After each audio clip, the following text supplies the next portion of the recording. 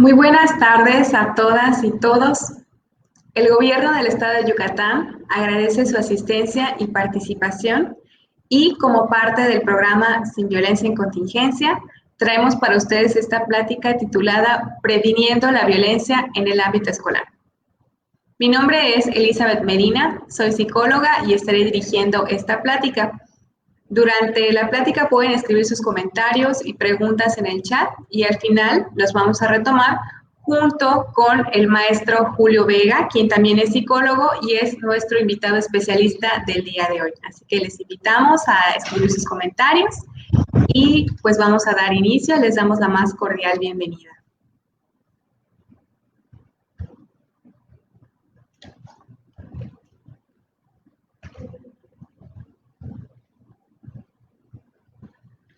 Muy bien. Pues vamos a comenzar preguntándonos, ¿no? ¿Por qué es importante hablar de la violencia escolar? Bueno, sabemos que dentro de los centros escolares, así como en muchas otras instituciones, los centros laborales también, existe una interacción entre cada una de las y los actores que forman parte de esta comunidad. Y en la escuela, precisamente, pues tenemos maestras, maestros, directores, tenemos alumnas, alumnos, pero también tenemos padres y madres de familia, tutores, es decir, que existen muchas personas que están involucradas en este ambiente, en este ámbito, y por consiguiente hay una interacción, ¿no? Hay una relación que se va conformando en cada una de estas personas. Y bueno, como las relaciones se van conformando, también pueden presentarse situaciones que no sean del todo positivas, ¿no? En este caso, pues vamos a hablar de la violencia. Estas situaciones pueden ser frecuentes, de hecho en los últimos años pues se han intensificado los estudios en cuanto a este tema y han adquirido mucha visibilidad, expresiones y facetas diversas. Actualmente de hecho estamos viviendo un cambio en la manera en la que estamos llevando y viviendo la parte escolar. Entonces, esta parte de la violencia, pues podríamos decir que también se va trasladando hacia otras áreas y hacia nuestra actualidad también. Pero bueno, hablamos de violencia escolar y en realidad, ¿qué es? Vamos a empezar definiendo la palabra violencia. Si ustedes escucharon la plática de ayer de la psicóloga Silvia, ella nos hablaba un poquito de las violencias y cómo afectan nuestra vida y vamos a retomar un poco una definición que ella también utilizó el día de ayer, que es este uso intencional de la fuerza física, ¿no? Amenazas contra uno mismo o contra otra persona, un grupo o una comunidad. Es decir, que hay una intención de dañar o de lastimar a otra persona o a otro grupo. Y es entonces que la violencia escolar es cualquier forma de actividad violenta que se genere dentro del marco escolar. Es decir, tenemos esta presencia intencionada de lastimar a otra persona, pero dentro del ámbito de la comunidad escolar.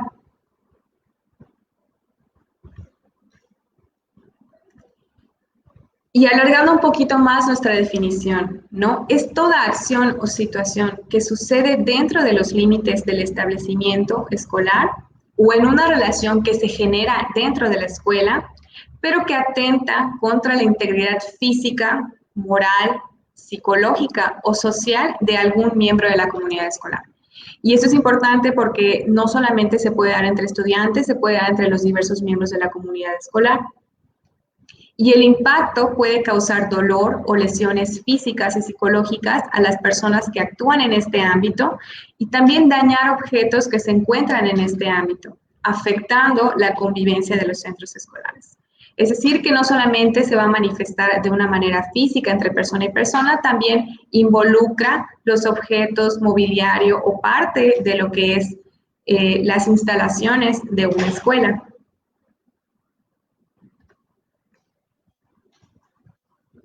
También vamos a hablar un poquito de cuáles son los tipos de violencia escolar que podemos encontrarnos, ¿no? Aquí vamos a mencionar algunos. Tenemos la violencia física, la violencia psicológica, verbal, social y la violencia sexual. La violencia física, que yo creo que es lo primero que se nos ocurre cuando nosotros tendemos a pensar en violencia, pensamos que es algo muy evidente, ¿no? Como lo que se puede observar, es decir, los golpes, los empujones, no es lo que tendemos a pensar primero.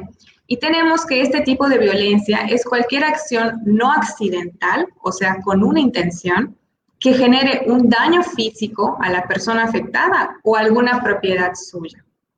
Es decir, no solamente va desde los golpes o el daño físico que yo le pueda causar a una persona, sino también puede ser de manera indirecta hacia los objetos o pertenencias de esa persona. Puedo, a lo mejor, no estoy golpeando a la persona, pero me acerco y rompo su libreta, ¿no? O pateo su mochila. Ese tipo de acciones también se incluyen dentro de la violencia física. La intensidad del daño puede variar y puede ser causada por un arma o el mismo cuerpo del que está generando la violencia. Y bueno, decíamos que pueden ser rasguños, empujones, pueden ser golpes, heridas o la destrucción de las pertenencias de esa persona que está afectada.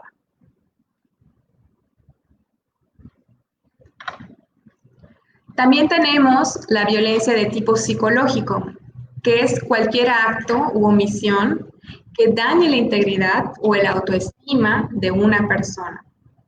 Esto se refiere a que nosotros utilicemos frases, expresiones o que digamos cosas con la intención de hacer sentir mal al de al lado, ¿no? Y aquí ponemos un ejemplo, por ejemplo, no sirves para nada, qué ridículo te ves, ¿no? Pero también entran las amenazas, entra también la indiferencia.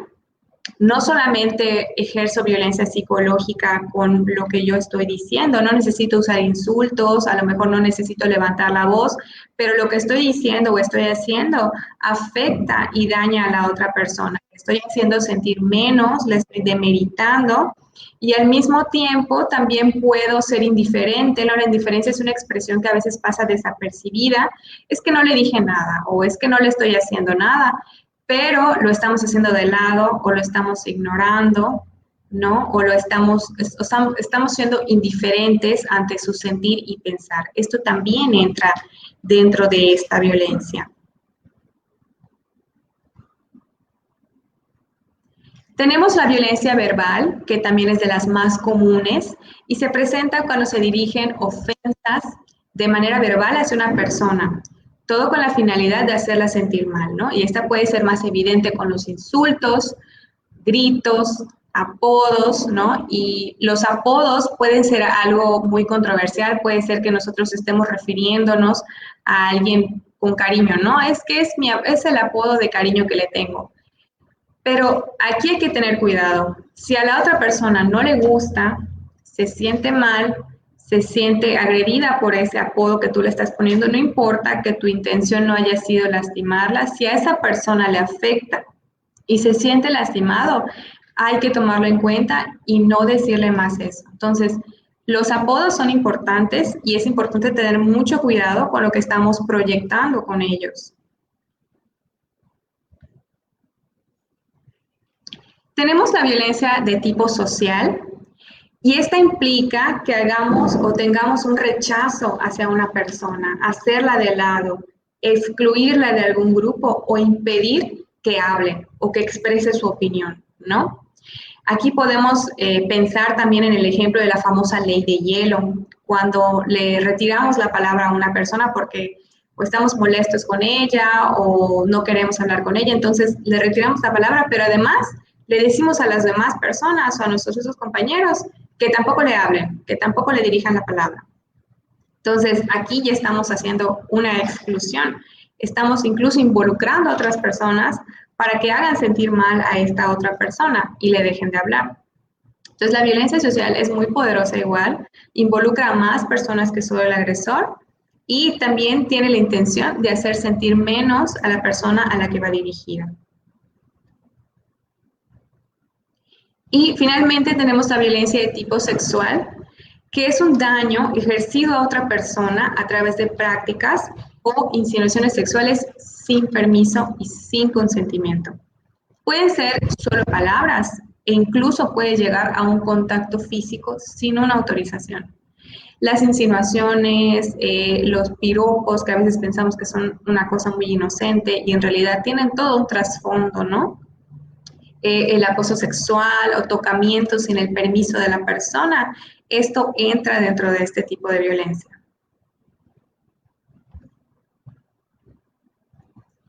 Y bueno, estos son algunos de los tipos de violencia que podemos encontrar en la parte y en el ámbito escolar, pero también hay que hacer una diferencia entre lo que es violencia escolar y lo que es el acoso escolar o, como comúnmente lo conocemos, el bullying, ¿no? Dentro de la violencia escolar se encuentra el acoso escolar.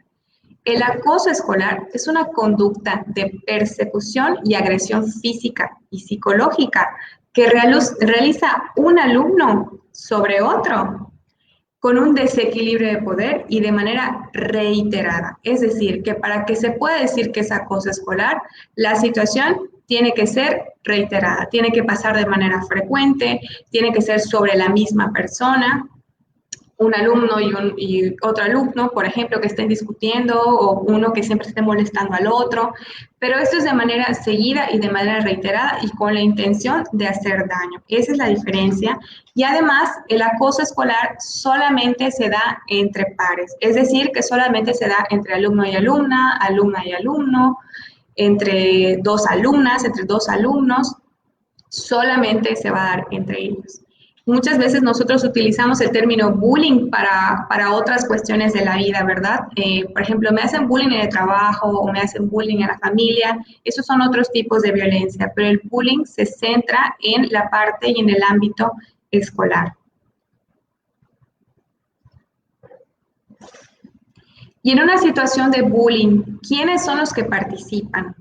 No únicamente participa el agresor, como normalmente lo conocemos, sino que tenemos tres actores que son los principales, los que van a estar interviniendo en una situación de violencia y de bullying. Tenemos al generador de violencia, quien ejerce la conducta de daño. Tenemos al receptor de violencia, que es quien recibe este daño que le están haciendo. Y tenemos a uno que muchas veces pasa desapercibido y que es el observador. En todas las situaciones de violencia podríamos decir que existen los observadores, ¿no? Desde que haya una persona que observe una situación de violencia y no interfiera o permita que pase, o a lo mejor con solo el hecho de reírnos ante cierta situación.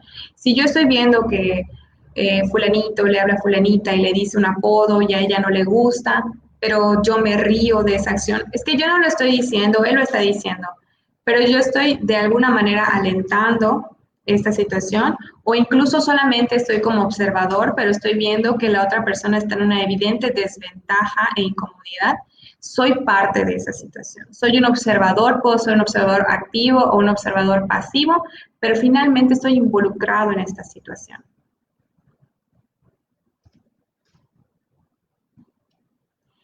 Y hablando de esta parte del acoso y del bullying, o el bullying como lo conocemos mayormente, esta parte se ha traspasado a la actualidad que estamos viviendo. ¿Qué pasa? Que no es que la violencia haya dejado de gestarse, a lo mejor ya no se presenta en los centros escolares porque no estamos asistiendo de manera presencial, pero sí estamos haciendo uso de redes sociales la mayor parte del tiempo. Entonces, esto se traslada a estas redes y a esta digitalidad. Entonces, tenemos el ciberbullying, que es cuando la violencia de las aulas se traslada al mundo digital y se sigue perpetuando o se sigue propiciando. ¿Cuáles son algunas de las características del ciberbullying o que podemos encontrarnos entre esta violencia digital? Es ejercida por medio del uso de redes sociales o plataformas digitales. Aunque no es un maltrato presencial, o sea, no hay un enfrentamiento cara a cara, las consecuencias emocionales pueden ser las mismas o más graves incluso a que fuera un enfrentamiento presencial.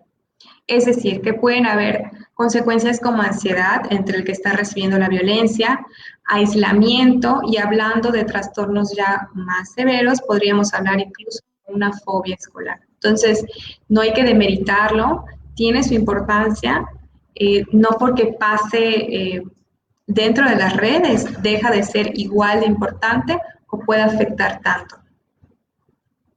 Y en el ciberbullying también existen espectadores, es decir, que también hay personas que se encuentran involucradas de manera activa o pasiva, es decir, que pueden observar la situación y no decir nada o pueden alentar de alguna manera que la situación siga sucediendo.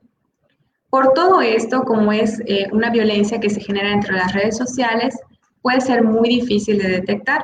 Incluso pues se pueden generar perfiles falsos, no sabemos si es una o más personas la que está involucrada en esta agresión o la violencia que se está ejerciendo hacia otra persona. Entonces es muy complicado de poder detectar.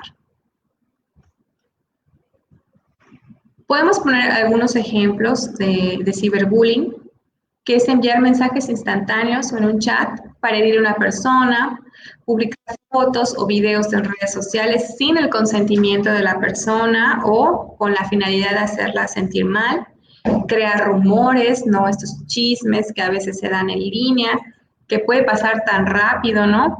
En un mensaje es una cosa muy instantánea y muy rápida, ¿no? Ese es uno de los peligros igual, que todo se va a difundir con una rapidez increíble. Y también acá tenemos un ejemplo, ¿no? Me llegaron al WhatsApp videos, fotos o mensajes privados de una persona. Yo no los tomé, yo no los escribí, pero los comparto, ¿no? O los comento. Entonces, de ahí estamos siendo también parte de la situación. Bueno, ¿y por qué es importante conocer cuáles son los tipos de violencia que mencionábamos, ¿no? La violencia verbal, la física, la diferencia con el acoso escolar.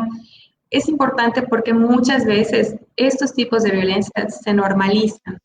Es decir, que nosotros lo vemos como algo normal, algo de la vida y del cual pues, nosotros no tenemos por qué decir o hacer nada, ¿no? Y sabemos que es al contrario, que nosotros tenemos que ayudar a prevenir estas situaciones de violencia y no seguirlas normalizando. En alguna ocasión en una escuela, tuvimos la oportunidad de trabajar ahí y una de las personas en la escuela que nos atendió, que era parte del personal de la escuela, nos comentaba que ahí no se daban situaciones de violencia. Era una persona que estaba segura que las situaciones de violencia no existían dentro de sus instalaciones. Y bueno, después platicando con las y los alumnos, nos dimos cuenta que sí existían estas situaciones de violencia. Y es importante porque a veces nosotros no podemos distinguir cuál sí y cuál no es la violencia. O a veces pensamos, es que ya todo es violencia, ya no puedes decir nada porque es violencia. Y no, bueno, la realidad es que es una cuestión que se ha normalizado a lo largo de los años, a lo largo del tiempo, no se dio de un día para otro, y que nosotros tenemos la capacidad ahora, en nuestra actualidad, de empezar a romper con esas ideas, ¿no? De empezar a respetar más y de empezar a prevenir que sucedan estas situaciones. ¿Y por qué se produce la violencia escolar? ¿Cómo se da? ¿Cómo se genera? Primero que nada, hay que entender que es multifactorial. No podemos decir, por esto hay violencia o solo por esto existe el acoso. Hay muchos factores que entran en juego y que pueden de alguna manera disponer que se presenten situaciones de violencia o por el contrario, factores que pueden prevenir que se presenten. Y entonces aquí vamos a hablar de dos grandes rubros que son los factores de riesgo y los factores de protección.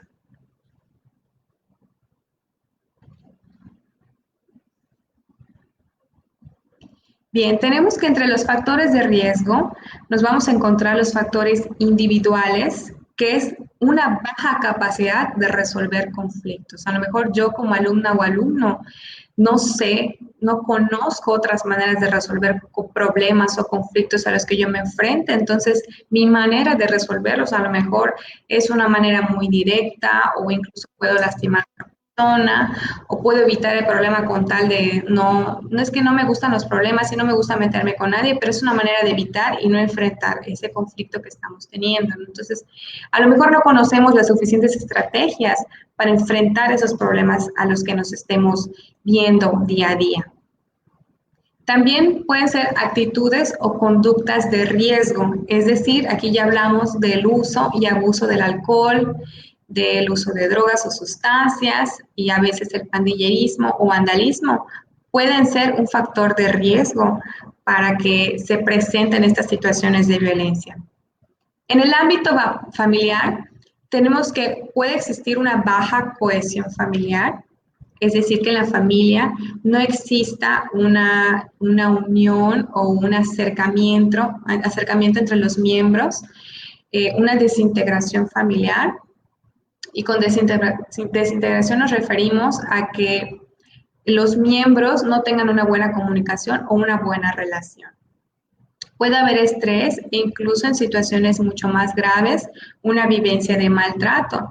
Este tipo de, o sea, nosotros vemos estas violencias en casa y a veces es lo que se replica después en otras áreas de la vida, en la escuela, en el trabajo, en las amistades.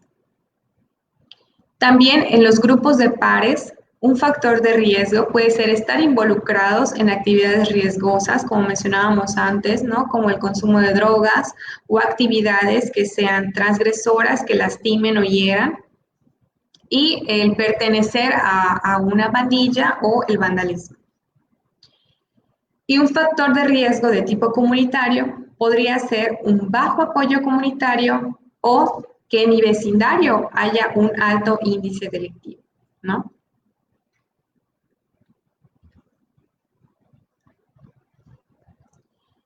Por otro lado, tenemos también los factores de protección. Aquí también los hemos agrupado en las mismas categorías.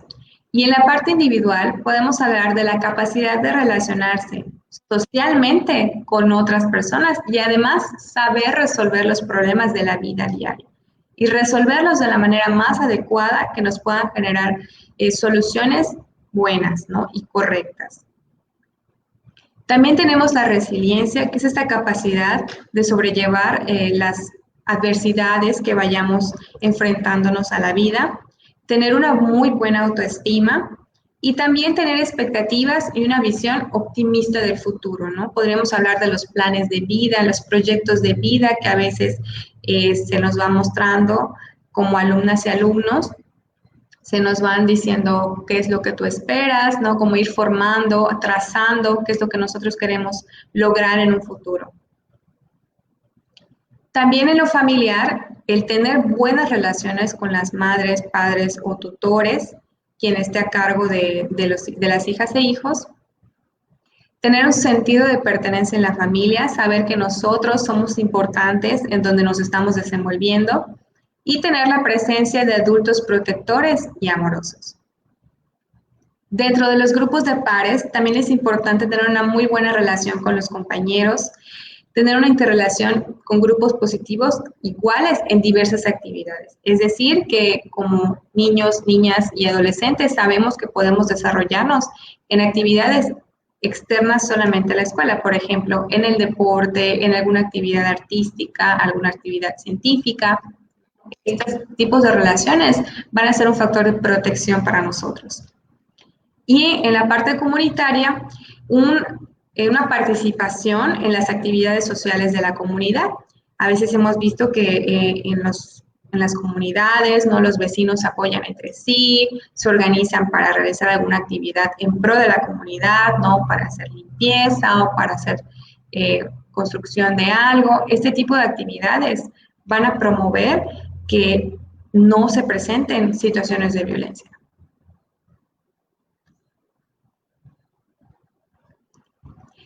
Y bueno, también tenemos aquí algunas estrategias que podemos utilizar para prevenir la violencia social.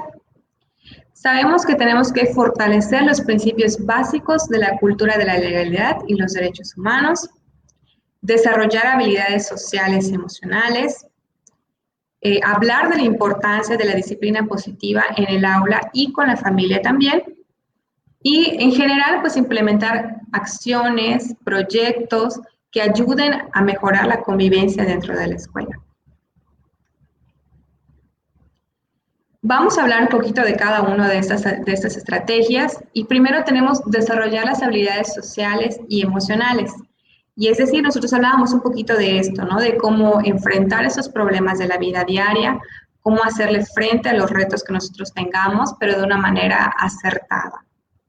Podemos hablar aquí también de las habilidades para la vida, que es una propuesta que realiza la OMS y que contempla una educación o promover habilidades sociales, habilidades de pensamiento y del manejo de emociones o lo que estamos sintiendo. Vamos a fomentar que haya una comunicación, que haya empatía, que sepamos solucionar nuestros problemas, mejorar cómo nos relacionamos con otras personas, tomar buenas decisiones y también manejar mucho nuestras emociones y saber qué hacer con eso que estamos sintiendo en ese momento, que muchas veces pues podemos pensar que está mal sentir lo que estamos sintiendo, no necesariamente es así, sino que tenemos que aprender cómo llevar un buen manejo de esto que nosotros vamos sintiendo frente a diversas situaciones. Es importante fortalecer la cultura de la legalidad y de los derechos humanos. Y la cultura de la legalidad se relaciona con las responsabilidades de cada quien para construir y mantener una muy buena sociedad.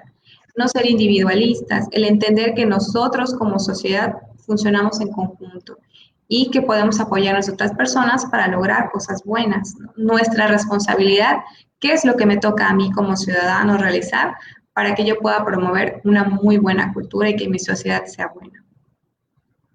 También entender los derechos humanos, cuáles son los derechos que yo tengo, cuáles son los derechos que tiene la persona al lado de mí, para que yo pueda reconocerlos y respetarlos. También es importante recalcar la disciplina positiva dentro del aula y en la familia. ¿Y la disciplina positiva qué es? Bueno, es una estrategia que promueve actitudes positivas hacia las niñas, niños y adolescentes. Se basa en el respeto mutuo, la firmeza y el cariño. Dejamos de lado el castigo, esa parte de levantar la voz. Antes se usaba mucho el castigo físico también en las escuelas, ¿no? El pararte en el sol o ese tipo de castigos que hacían sentir mal al alumno y además lo dañaban físicamente, ¿no? Entonces eso se deja completamente de lado y se basa en que tiene que haber reglas claras, pero podemos ser amables al mismo tiempo. Vamos a enseñarles también a adquirir estas habilidades que les van a hacer frente ante otras situaciones porque estamos haciendo una preparación. Finalmente, las niñas, niños y adolescentes, cuando ellos estén en la vida adulta, ya en la parte laboral, en la parte personal, ellos tienen que saber cómo hacer frente a las situaciones solos. Ellos tienen que aprender las maneras en las que pueden sobrellevar ciertas situaciones. Y la disciplina positiva no solo la vamos a promover con las mamás y papás, sino que también se puede hacer con todos los miembros de la comunidad escolar, con docentes también. Y también podemos idear acciones, cualquier tipo de acción que pueda contribuir a esta parte de la convivencia escolar, ¿no? Es decir, pueden ser actividades deportivas, pueden ser actividades que involucren la relación entre uno o más salones, entre uno o más estudiantes, siempre que busquen este aprendizaje cooperativo.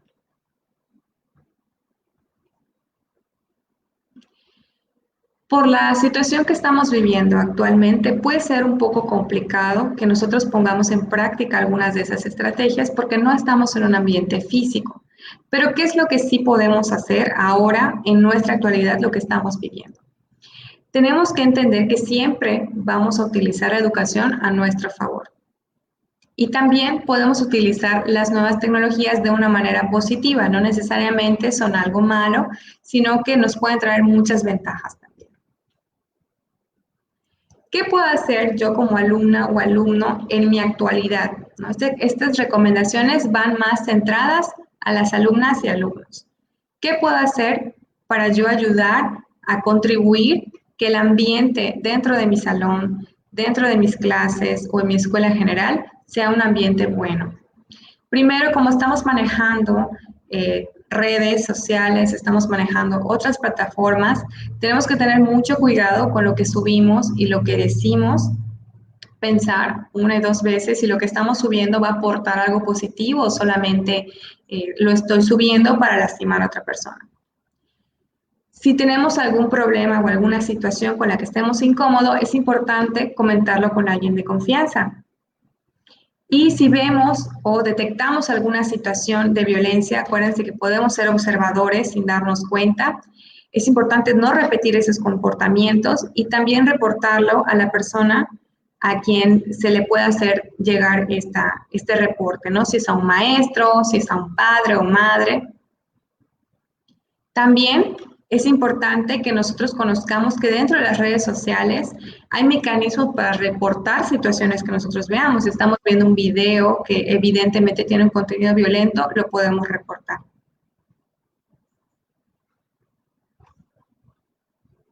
Y sobre todo, yo creo que es muy importante que dentro de las habilidades para la vida que nosotros mencionábamos, tomemos y adoptemos la empatía, que yo creo que es una de las más importantes para llevar en estos momentos de la pandemia y a la que nosotros podemos acudir y utilizar siempre en nuestras relaciones.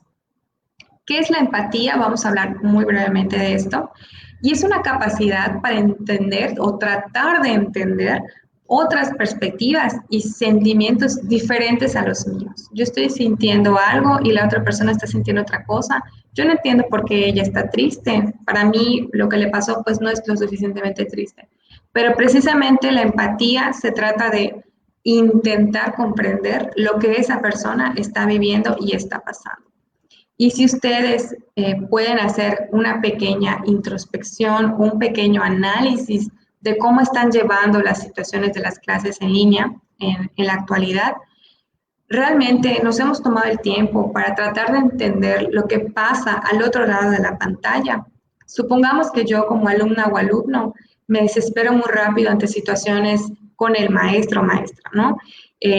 Tarda mucho en poner la presentación o no me gusta cómo está dando su clase o mira, no sabe utilizar las plataformas, cómo no lo va a saber utilizar si son tan fáciles de usar, ¿no? Pero es importante hacer nosotros esta reflexión personal. A lo mejor a esa persona no le es fácil o hay que entender que hay una brecha generacional, ¿no? Ellos no crecieron siendo nativos tecnológicos como a lo mejor las niñas, niños y adolescentes sí lo tienen. Entonces hay que tratar de entender lo que está pasando esa otra persona. ¿Para qué nos ayuda a tener esta empatía en estos tiempos de contingencia? Nos ayuda a construir un sentido de seguridad, relacionarnos mejor con los compañeros y compañeras, ser más tolerantes y tener más aceptación hacia otras personas, promueve la salud mental y una armonía social, que finalmente todo esto va a derivar en la prevención del acoso escolar o la violencia escolar. Siempre que nosotros estemos buscando estrategias que estén relacionadas al buen trato, a las buenas relaciones, al respeto y la armonía, vamos a estar previniendo este tipo de conductas que pueden llegar a ser muy perjudiciales. ¿Cuáles son algunos de otros consejos que podemos aplicar en la actualidad? ¿Qué más podemos hacer? A veces pensamos que para prevenir las situaciones de violencia tenemos que realizar acciones muy complicadas y yo creo que pueden empezar desde pequeñas acciones que nosotros, desde cada nicho en el que estemos, podemos aplicar. Yo como docente, yo como alumno, yo como padre o madre, puedo aplicar pequeñas estrategias para poco a poco ir cambiando las cosas. Escucha y respeta las opiniones ajenas. A veces esto es puede parecer tan sencillo, pero a veces es un poco complicado, ¿no? Porque nosotros a veces ya nos predisponemos a algo y no queremos escuchar el punto de vista de otra persona. No, yo ya vi que el maestro, pues no me gusta cómo da su clase y no quiero escuchar nada más de lo que tenga que decir el maestro. Pero ya me predispuse, entonces tenemos que escuchar, realmente escuchar activamente lo que está pensando y sintiendo la otra persona. Mostrar interés en las personas que nos rodean. Y esto va tanto para docentes como para padres y como para los mismos alumnos, ¿no? ¿Qué es lo que está pasando? ¿Qué es lo que estás sintiendo? ¿Cómo te puedo ayudar? ¿Cómo puedo mejorar esto? ¿Qué es lo que yo puedo hacer? Tener una actitud positiva y abierta, evitar los prejuicios y comprender a los que están al lado de nosotros, trabajar muchísimo en esta capacidad de escucha que les mencionaba, Y algo que creo que también tenemos que tener muy en cuenta, evitar las muestras verbales y no verbales que nosotros proyectemos. A veces en las clases en línea, ¿qué puede pasar? Apago la camarita o estoy haciendo otra cosa o evidentemente no estoy prestando atención a la clase, no me interesa la clase y tampoco me molesto en ocultar que no me interesa. Entonces, imagínense cómo se siente la otra persona que preparó con anticipo su clase, ¿no? Como que se esforzó por hacerlo, por entregar un buen material y a lo mejor yo no le estoy dando esa importancia y al contrario, ¿no? Dejo muy en evidencia, es muy obvio que no me está interesando lo que dice esa otra persona. Y puede ir en otras áreas de la vida, ¿eh? No solamente en la parte escolar. Pero entonces tenemos que tener mucho cuidado con estas muestras que nosotros le estamos dando a entender a la otra persona. Y finalmente, pues entender que el respeto por los demás comienza siempre por el respeto a uno mismo, ¿no? Tenemos que respetarnos a nosotros para poder empezar a respetar a los demás y siempre tratando de convivir con ellos de la mejor manera. Sabemos que no es sencillo, ¿no? Hay muchas emociones que están a flor de piel, ¿no? Por esta parte, que no podemos salir con tanta facilidad, no podemos ver a nuestras amigas, amigos, no podemos salir a los mismos lugares o realizar las mismas actividades que nosotros realizábamos antes de la contingencia, ¿no? No es igual, muchas cosas han cambiado, pero no significa que porque las cosas cambiaron, nosotros vamos a mantener una actitud eh, negativa, ¿no? O sea, no vamos a ver otras posibles soluciones, sino que siempre hay que fomentar estas habilidades para la vida. Y esta empatía, este respeto, lo puedo fomentar dentro de las clases también. No necesariamente tiene que haber una materia solamente dirigida, ¿no? A emociones. Es que eso solo se trabaja en esta materia, sino que eso se puede ir trabajando durante las clases, en las asignaciones, en lo que se vaya indicando a las y los alumnos.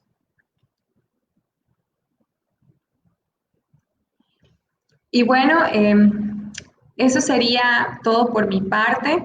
Les reitero mucho esta importancia del fomento de la buena convivencia, del trabajo cooperativo, de la empatía. Y me gustaría que ahora podamos darle la bienvenida a nuestro invitado muy especial del día de hoy. Voy a leerles una breve reseña de él, que es una persona que nos va a estar ayudando ahorita en la parte de las preguntas. Es un especialista, él es licenciado en psicología por la Facultad Autónoma de Yucatán. Es especialista en estadística en la Facultad de Matemáticas. Es maestro en investigación educativa por la Facultad de Educación.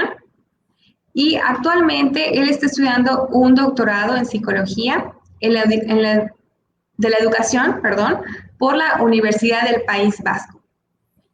Él es socio y miembro fundador de Foco Rojo, el cual es un centro especializado en aplicar evidencia científica para la atención de la violencia y delincuencia. Y también es un profesor asociado de la Facultad de Educación de la Universidad Autónoma de Yucatán. Entonces, él también ha escrito diferentes artículos científicos relacionados a la violencia y victimización escolar y también tiene estudios para la prevención del bullying. Quisiera que le diéramos la bienvenida al maestro Julio Vega.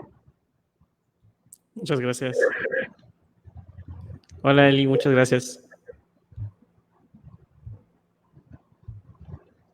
Hola, maestro Julio. Buenas tardes. Buenas tardes, ¿cómo estás, Eli? ¿Bien? Qué gusto tenerlo aquí con nosotros. Sí, igualmente, mucho gusto volver a verte. Mucho gusto. Tenemos algunas preguntas que nos están haciendo llegar. No sé si nos pudiera apoyar con ellas. Sí, claro que sí.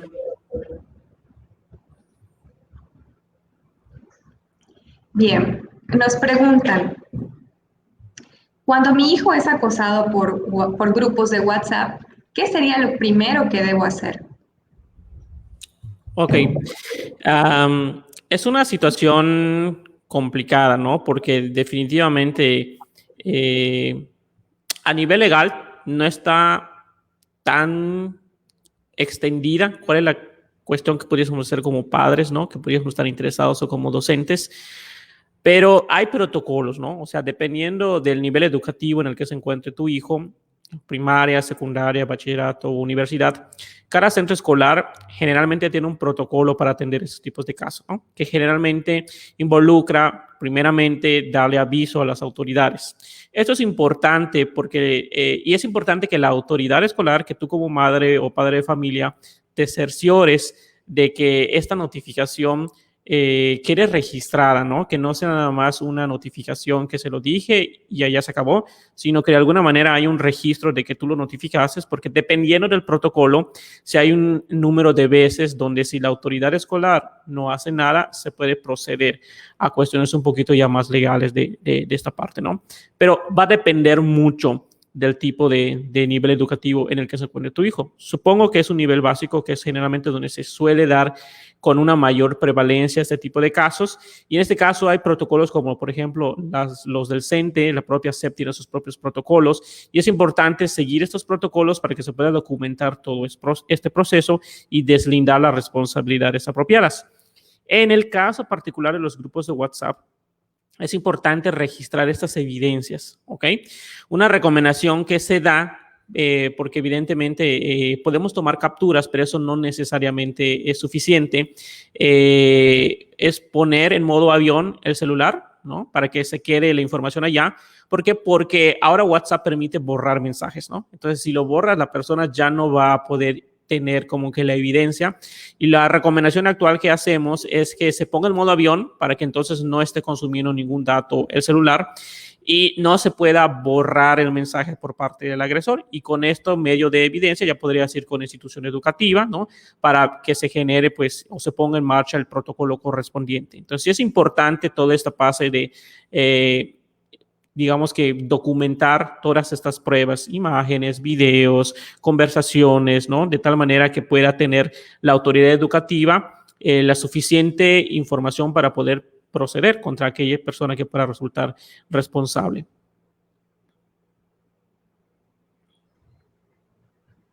Muchas gracias, maestro Julio. De nada. Por esta parte.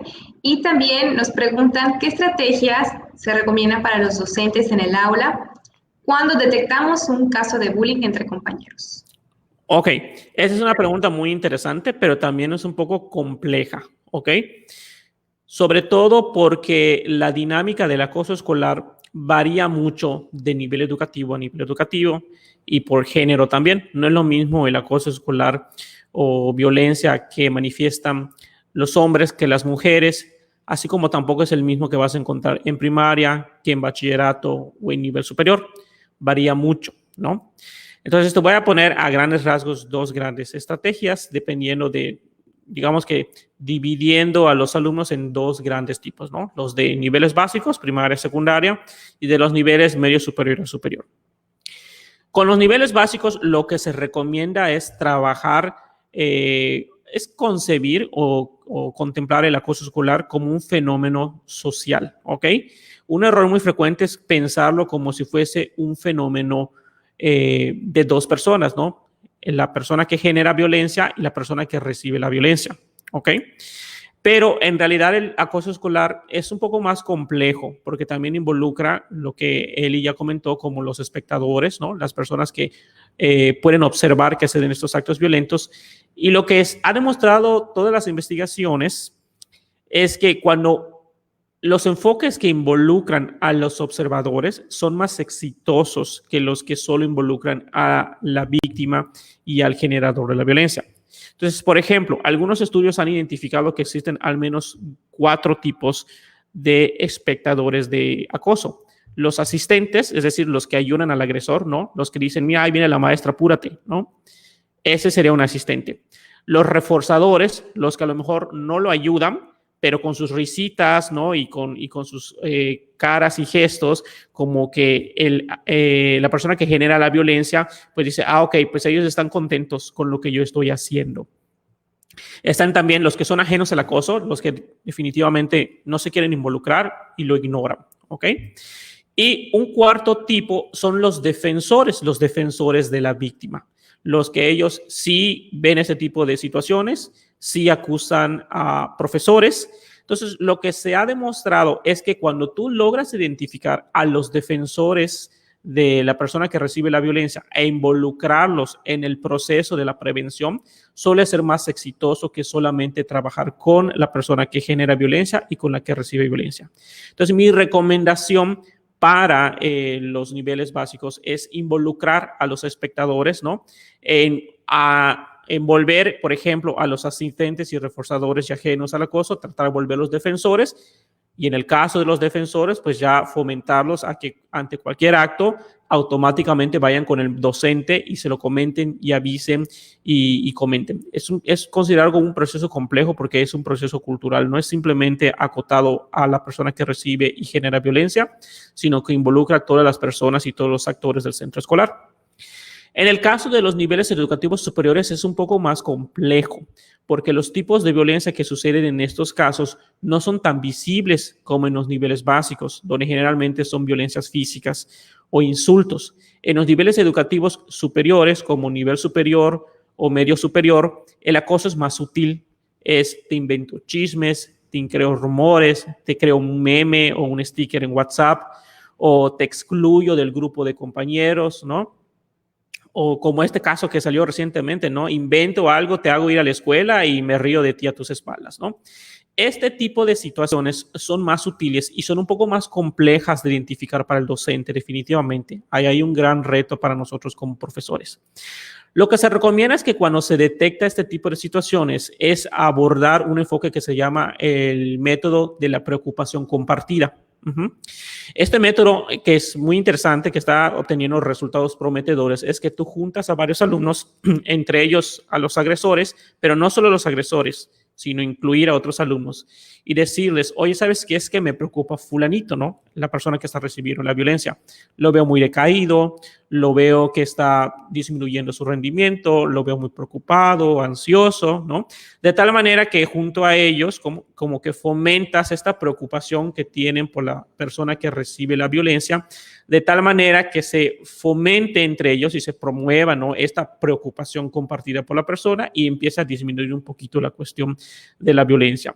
Es un trabajo un poco complicado porque este sí lo tiene que hacer un profesional, ¿no? Un psicólogo educativo, un orientador, ¿no? Pero ese es uno de los métodos que se ha visto que están teniendo resultados prometedores para estos niveles educativos, ¿no? Sobre todo con estos tipos de violencia que son más sutiles, ¿no?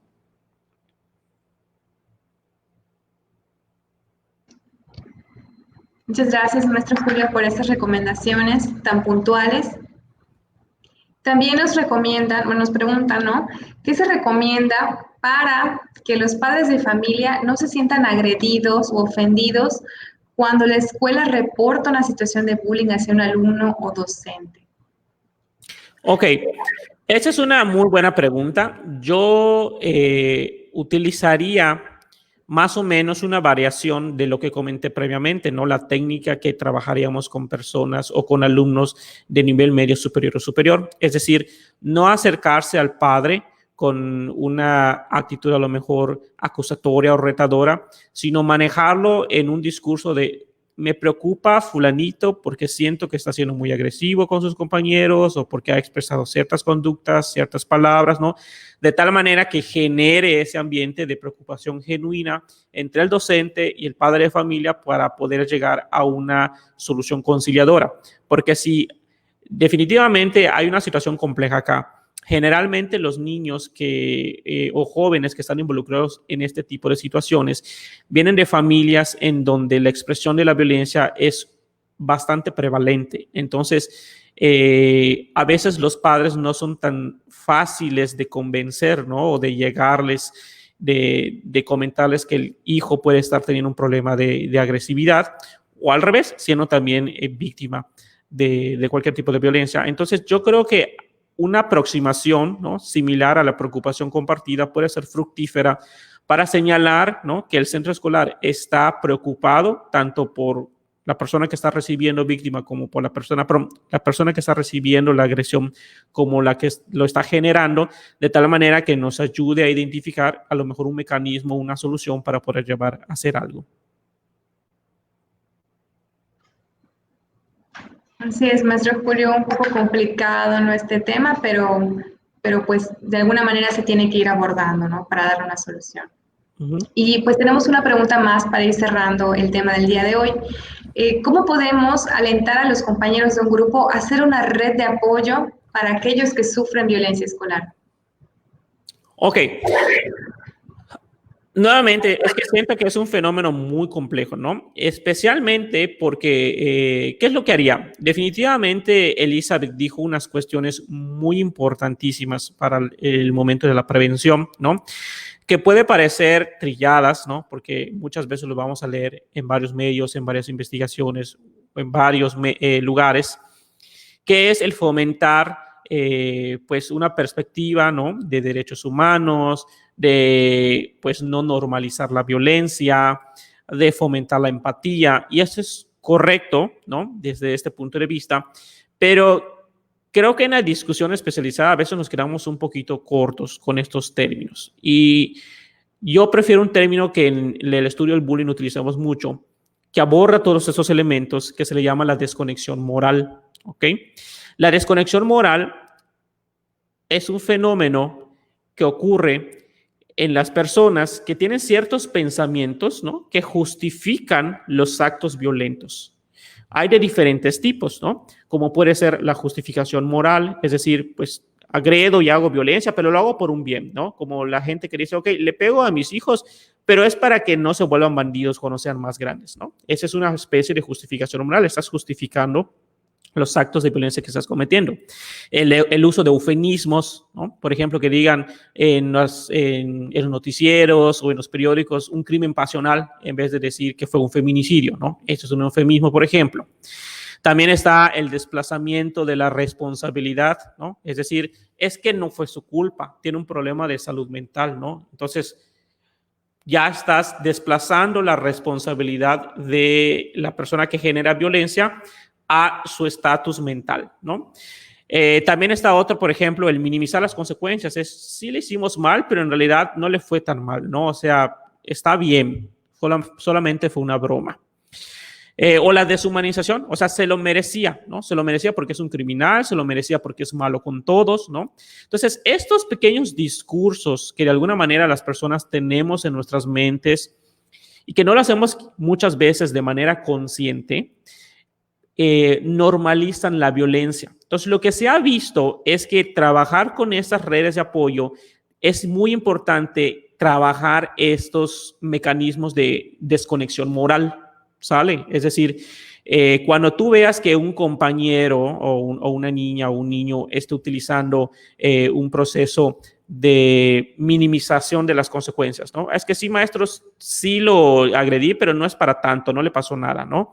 Es confrontar esto con la realidad, decirle, bueno, pues sí, pero tú no sabes si se sintió mala persona, si se sintió triste, es decir, demostrarle que está minimizando la responsabilidad. Entonces, es como que identificar el mecanismo de desconexión correspondiente y trabajarlo. Nuevamente es un proceso complejo porque sí requiere de especialistas, ¿no? De personas como psicólogos escolares, psicólogos clínicos. Los maestros bien entrenados también lo pudiesen hacer, pero sí requiere que nosotros seamos capaces de identificar el mecanismo de desconexión moral. Al trabajar de manera integral todos los mecanismos con todos los involucrados del acoso escolar, se puede fomentar un clima de seguridad escolar, ¿ok? Entonces sí es importante no nada más decir voy a fomentar, no lo sé, la expresión de emociones, ¿no? Sino que esto tiene que ir acompañado de identificar qué expresión de emociones, vamos a decir, que es disruptiva o a lo mejor no es conveniente para el salón de clases, está asociada a cuál mecanismo de desconexión moral para trabajar primero ese mecanismo y después darle una alternativa de cómo expresar las emociones al alumno. Entonces, sí es complejo, pero sí se puede, ¿no? Es identificar el mecanismo y trabajar la habilidad para la vida correspondiente, ¿no? Que puede fomentar el deshacernos de ese mecanismo de desconexión moral. Uh-huh. Perfecto, muchísimas gracias, maestro Julio. Y pues finalmente, no sé si le gustaría agregar o abonar algo a este tema. Sí, a mí me gustaría abordar algo que Elizabeth mencionó, que es muy importante, sobre todo para los tiempos que tenemos ahora, que estamos utilizando más tecnología, ¿no? Definitivamente, la ciberagresión, el ciberacoso o el ciberbullying.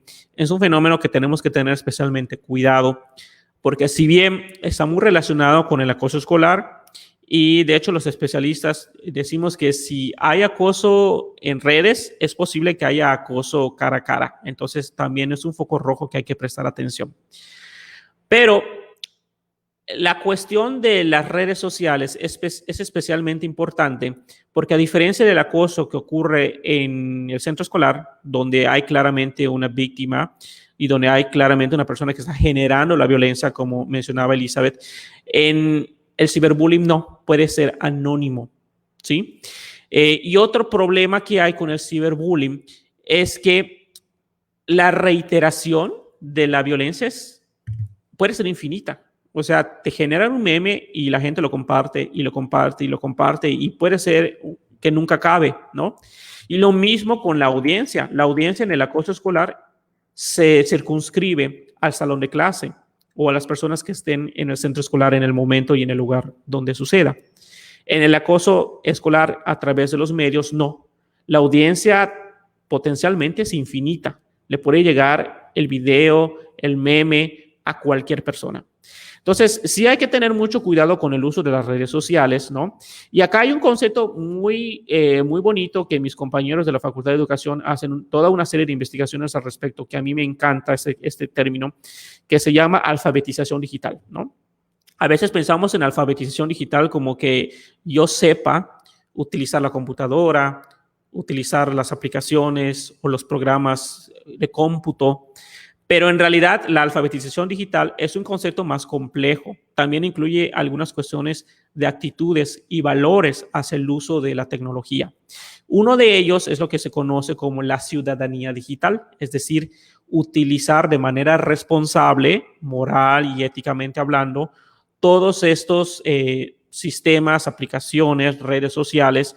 Y yo creo que algo que podemos fomentar en clase, en casa o en cualquier escenario, ¿no? Creo que también es una tarea que queda pendiente incluso para las propias redes sociales, hacer quizás campañas para el manejo apropiado de sus plataformas, es enseñarle desde muy pequeños a los chicos cuáles son las etiquetas y procesos correctos para expresarse y navegar a través del Internet, de manera cordial, responsable, moral, ¿no? Respetando las diferencias en opiniones, en creencias, en actitudes de todas las demás personas.